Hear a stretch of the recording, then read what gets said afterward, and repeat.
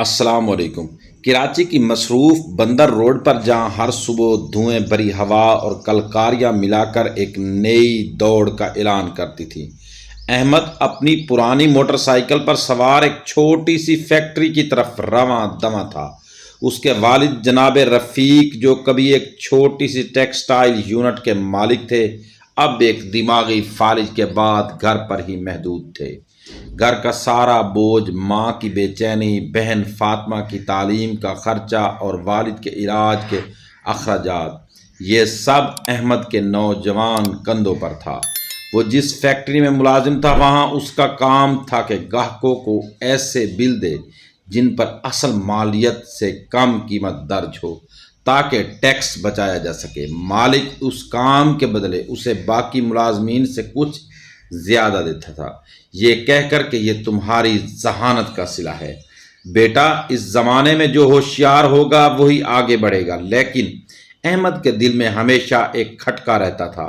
راتوں کو جب وہ اپنے کمرے میں تنہا ہوتا، چھت کو گھورتا ہوا، اس کے کانوں میں اس کے والد کی آواز گونجتی جو بچپن پہ اسے سمجھاتے آئے تھے، بیٹا، رزق حلال کی برکت کا کوئی ٹھکانہ نہیں، جو کچھ بھی کماؤ حلال طریقے سے کماؤ، ناجائز پیسے سے ملنے والی روٹی پیٹ میں آگ لگا دیتی ہے، چاہے وہ کتنی ہی خوشنما کیوں نہ ہو۔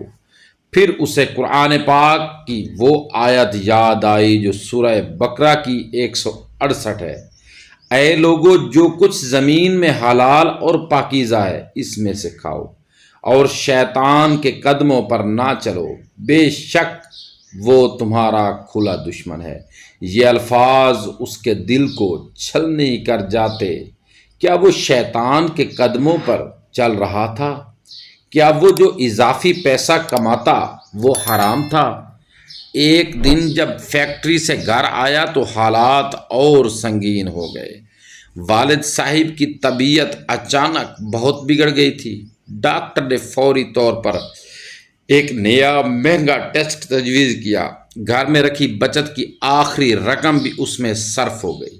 احمد کی ماں کی آنکھوں میں بے بسی کے آنسو تھے۔ فاطمہ، جو میٹرک میں تھی، اپنی کتابیں بیچنے کی بات کرنے لگی۔ احمد کا دل چور چور ہو گیا۔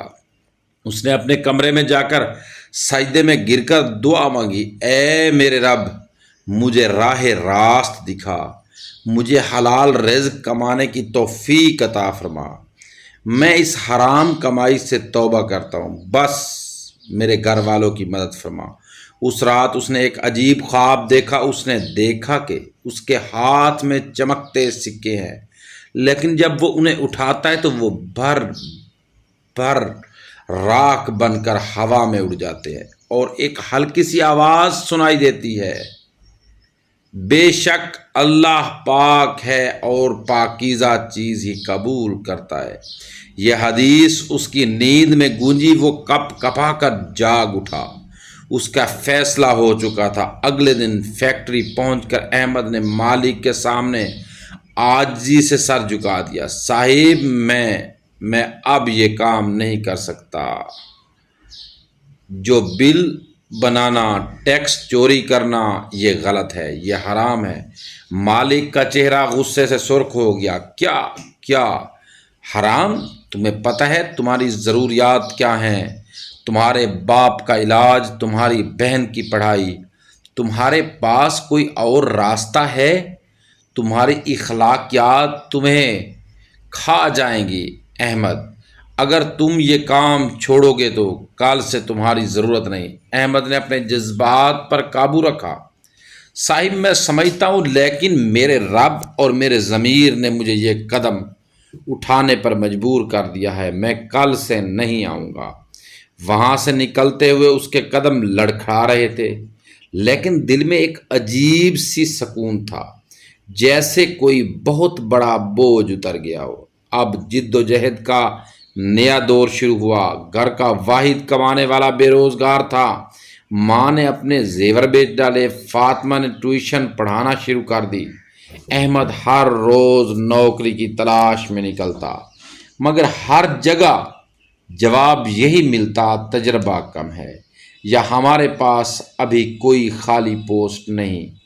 ایک دن وہ ایک چھوٹے سے دفتری سامان اسٹیشنری کی دکان کے سامنے گزر رہا تھا۔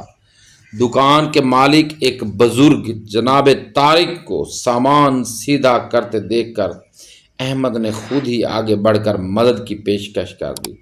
جناب طارق جو کمر کے درد سے پریشان تھے خوش ہو گئے۔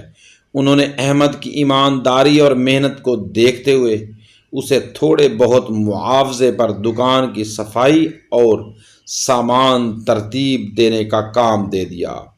پیسے بہت کم تھے لیکن احمد نے جوش سے کام شروع کر دیا۔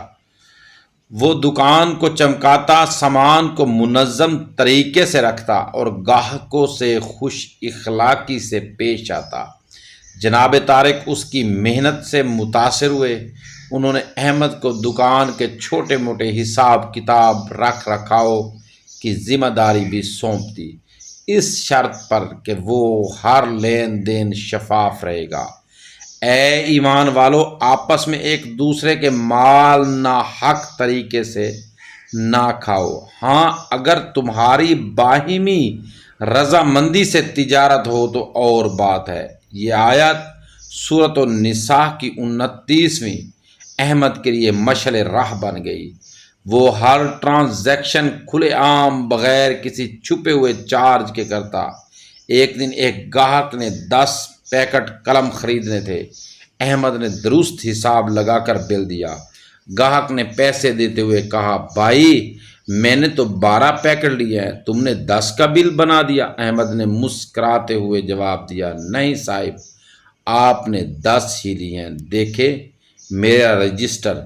گاہک حیران رہ گیا، آج کل تو کوئی کم دینے کی کوشش کرتا ہے، تم زیادہ لینے سے منع کر رہے ہو۔ احمد نے کہا، صاحب رزق حلال کی برکت کسی دھوکے سے کہیں زیادہ قیمتی ہے۔ یہ بات جناب طارق نے سن لی۔ ان کے چہرے پر مسکراہٹ پھیل گئی۔ انہوں نے احمد کی تنخواہ میں تھوڑی سی اضافہ کر دیا۔ پیسے پہلے سے بھی کم تھے جو وہ فیکٹری میں کماتا تھا، لیکن اب جو کچھ مل رہا تھا وہ بالکل صاف تھا۔ اس کی ماں نے محسوس کیا کہ گھر میں آنے والا تھوڑا سا آٹا بھی پہلے سے زیادہ دیر تک چلنے لگا۔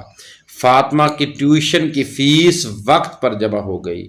یہ وہ چھوٹی چھوٹی برکتیں تھیں جو رزق حلال کے ساتھ آ رہی تھی۔ جیسا کہ نبی کریم صلی اللہ علیہ وآلہ وسلم نے فرمایا، بے شک آدمی کو اس گناہ کی وجہ سے رزق سے محروم کر دیا جاتا ہے جس کا وہ ارتکاب کرتا ہے۔ اس کے برعکس حلال کمائی دل کو سکون اور گھر کو برکت دیتی ہے۔ دریاسنا احمد کی سابقہ فیکٹری کے مالک کے ساتھ کیا ہوا؟ احمد کے جانے کے بعد اس نے ایک اور نوجوان کو وہی کام سونپا، لیکن چند ماہ بعد ہی ٹیکس کے محکمے FBI نے چھاپا مارا۔ فیکٹری کے جعلی ریکارڈز پکڑے گئے، بھاری جرمانہ ہوا، فیکٹری عارضی طور پر بند کر دی گئی اور مالک کو قانونی پیچیدگیوں کے سامنا کرنا پڑا۔ احمد کو جب یہ خبر ملی تو اس کے دل میں خوف اور شکر دونوں کی لہریں اٹھی۔ خوف اس بات کا کہ اگر وہ وہیں ہوتا تو شاید جیل میں بھی جا سکتا تھا، اور شکر اس بات کا اللہ نے اسے اس تباہی سے بچا لیا۔ یہ وہ عملی ثبوت تھا جو اس کے ایمان کو اور مضبوط کر گیا کہ حرام کی عارضی کامیابی کے پیچھے ہلاکت چھپی ہوتی ہے۔ قرآن واضح کرتا ہے، اور تمہیں جو مصیبت پہنچتی ہے وہ تمہارے اپنے ہاتھوں کے کمائے ہوئے اعمال کی وجہ سے ہے، اور اللہ بہت سے گناہوں سے درگزر کرتا ہے۔ سورہ شورا آیت نمبر 30۔ احمد کی ایمانداری اور محنت جناب طارق کی نظر سے اوجھل نہ رہی۔ 1 سال بعد جناب طارق نے اپنے بیٹے کے ساتھ مل کر ایک چھوٹی سی پرنٹنگ پریس لگانے کا فیصلہ کیا تو انہوں نے احمد کو اس کا مینیجر بنا دیا۔ کام چھوٹا تھا لیکن احمد نے پوری لگن سے اسے سنبھالا۔ وہ کاغذ کی بچت کرتا، پرنٹنگ میں غلطیوں پر گاہکوں سے کھل کر بات کرتا اور کبھی بھی کوالٹی سے سمجھوتا نہ کرتا۔ اس نے اپنے نئے کام کو بھی عبادت سمجھا۔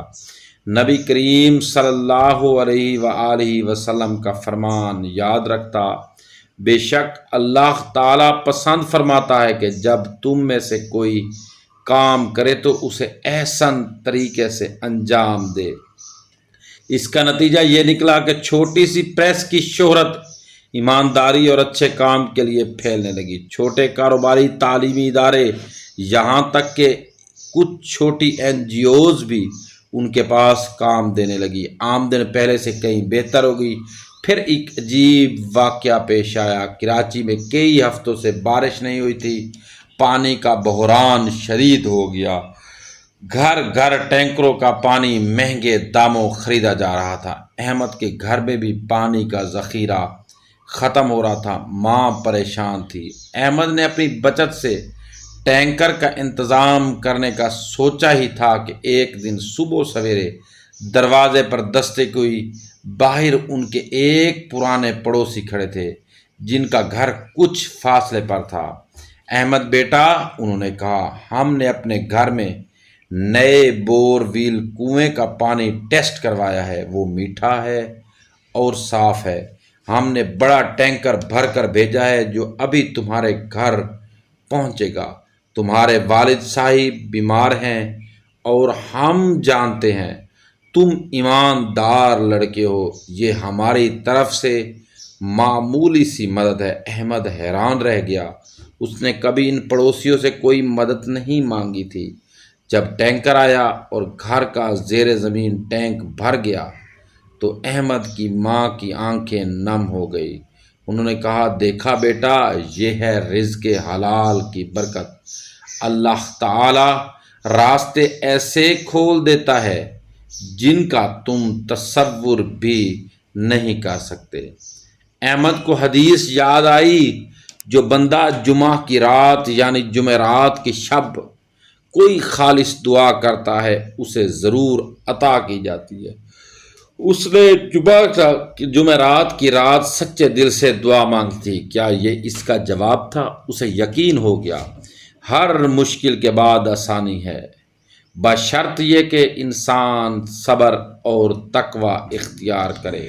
فَإِنَّ مَعَ الْعُسْرِ يُسْرًا إِنَّ مَعَ الْعُسْرِ يُسْرًا، پس بے شک مشکل کے ساتھ آسانی ہے، یقیناً مشکل کے ساتھ آسانی ہے۔ سورہ نشر آیت نمبر 5 اور 6۔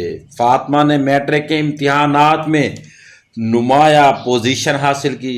اسے ایک معروف کالج میں وظیفہ اسکالرشپ پر داخلہ مل گیا۔ احمد کے لیے یہ سب سے بڑی خوشی تھی۔ ایک شام جب وہ اپنے والد کے پاس بیٹھا تھا جو آہستہ آہستہ صحت یاب ہو رہے تھے تو والد صاحب نے اس کا ہاتھ تھاما۔ ان کی آواز کمزور تھی لیکن الفاظ واضح تھے۔ احمد بیٹا، میں تمہاری ماں سے سب سن چکا ہوں، تمہارے فیصلے، تمہاری جد و جہد، مجھے تم پر ناز ہے۔ تم نے ثابت کر رکھا کہ رزق حلال کی برکت صرف مال دولت نہیں بلکہ عزت، سکون قلب اور اللہ کی رضا ہے۔ حرام کی دولت چمکدار ہو سکتی ہے لیکن اس کی بنیاد کھوکھلی ہوتی ہے، وہ گھر کو ویران کر دیتی ہے، رشتوں میں کھٹاس پیدا کرتی ہے اور آخرت میں رسوائی کا سبب بنتی ہے۔ انہوں نے ایک گہری سانس لی۔ اللہ سود کو مٹاتا ہے اور صدقات کو بڑھاتا ہے۔ سورہ بقرہ آیت نمبر 276۔ دیکھو، تم نے سود نہیں لیا نہ ہی دھوکہ دیا، تم نے ایمانداری کی راہ اپنائی، محنت کی، اللہ نے تمہاری کمائی میں برکت ڈال دی۔ تمہاری بہن کی تعلیم، میری صحت یابی، وہ پانی کا ٹینکر، یہ سب اسی برکت کے نشان ہے۔ وقت گزرتا گیا، احمد کی چھوٹی سی پرنٹنگ پریس ایک معتبر چھوٹا کاروبار بن گیا۔ اس نے 2 اور ایماندار نوجوانوں کو ملازمت رکھا۔ وہ خود بھی سادگی سے رہتا لیکن گھر میں کبھی کوئی شدید تنگی نہ آئی۔ اس نے اپنی آمدن کا ایک حصہ غریبوں، یتیم خانوں اور ضرورت مند طلباء میں صدقہ کرنا شروع کر دیا۔ اسے یاد تھا کہ حلال کمائی سے دیا گیا صدقہ قبولیت کے زیادہ قریب ہوتا ہے۔ نبی کریم صلی اللہ علیہ وآلہ وسلم نے فرمایا، صدقہ کرو چاہے آدمی کھجور ہی کیوں نہ ہو۔ احمد نے دیکھا کہ جب وہ حلال کمائی سے صدقہ کرتا تو اس کے کاموں میں ایک عجیب سی کشادگی آ جاتی، نئے گاہک آتے، کام آسان ہو جاتا۔ یہ وہ برکت تھی جو پیمانوں میں ناپی نہیں جا سکتی تھی۔ ایک دن جناب طارق نے احمد کو اپنے پاس بلا کر کہا، احمد، تم نے اس چھوٹی سی دکان سے لے کر پریس تک جو ایمانداری اور محنت کا مظاہرہ کیا ہے وہ قابل تحسین ہے۔ میں بوڑھا ہو رہا ہوں، میں چاہتا ہوں کہ تم اس پریس کے شراکت دار بن جاؤ۔ تم اپنی محنت سے اسے چلاتے ہو اور منافع کا ایک حصہ تمہارا ہوگا۔ احمد کی آنکھوں میں آنسو آ گئے۔ یہ اس کی ایمانداری کا ثمر تھا جو اس نے خوشی سے قبول کر لیا۔ اب وہ محض مزدور نہیں بلکہ ایک چھوٹے کاروباری شراکت دار کے طور پر اپنے پیروں پر کھڑا تھا۔ سالوں بعد جب احمد اپنے چھوٹے سے گھر میں اپنے بیوی بچوں کے ساتھ بیٹھا ہوتا، وہ اکثر اپنے سفر پر غور کرتا۔ وہ دن جب اس نے فیکٹری میں کے مالک کے سامنے اپنے ضمیر کی بات رکھی، وہ دن جب اس کے پاس کرائے کے لیے پیسے نہیں ہوتے تھے، وہ دن جب پانی کا ٹینکر بغیر کسی توقع کے آیا تھا، وہ سمجھ گیا تھا کہ رزق حلال کی برکت صرف کھانے پینے کی چیزوں میں نہیں ہوتی، وہ صحت میں ہوتی ہے، رشتوں میں، محبت میں ہوتی ہے، اولاد کی فرما برداری میں ہوتی ہے، دل کے سکون میں ہوتی ہے، مشکلات میں اللہ تعالیٰ کی مدد کے یقین میں ہوتی ہے، اور آخرت کی کامیابی کی امید میں ہوتی ہے۔ حرام کمائی شاید عارضی طور پر چمکدار گاڑیاں اور بڑے بنگلے دلا دے، لیکن وہ گھر کے اندر کی رونق، دل کی راحت اور روح کی طہارت چھین لیتی ہے۔ جیسا کہ حدیث میں آتا ہے، فرشتے اس گھر میں داخل نہیں ہوتے جس میں کتا ہو، تصویر ہو، جنبی ہو، شراب سے بھرا برتن ہو، یا جس میں ٹیکس چوری کا مال مکس ہو۔ حرام کمائی گھر سے فرشتوں کی رحمتوں کو دور کر دیتی ہے۔ احمد کی زندگی اس بات کی زندہ مثال بن گئی ہے کہ ایمانداری، صبر اور اللہ پر توکل کبھی رائے گا نہیں جاتا۔ رزق حلال کی تلاش میں کی گئی جد و جہد شاید مشکل ہو، لمبی ہو، لیکن اس کا انجام ہمیشہ خیر اور برکت پر ہوتا ہے۔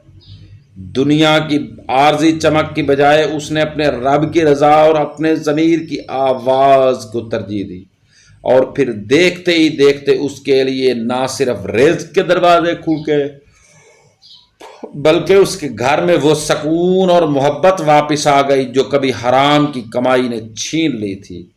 ہر وہ نوالا جو حلال کمائی سے اس کے گھر والوں کے منہ میں جاتا، وہ نہ صرف ان کے جسم کو طاقت دیتا بلکہ ان کے ایمان کو بھی مضبوط کرتا اور ان کے مستقبل کو بھی روشن بناتا، کیونکہ رزق حلال کی برکت زمین و آسمان کی وسعتوں سے بھی بڑھ کر ہے۔ یہ وہ خزانہ ہے جو نہ چوری ہوتا ہے نہ گھٹتا ہے، بلکہ ہر عمل صالح کے ساتھ بڑھتا ہی چلا جاتا ہے۔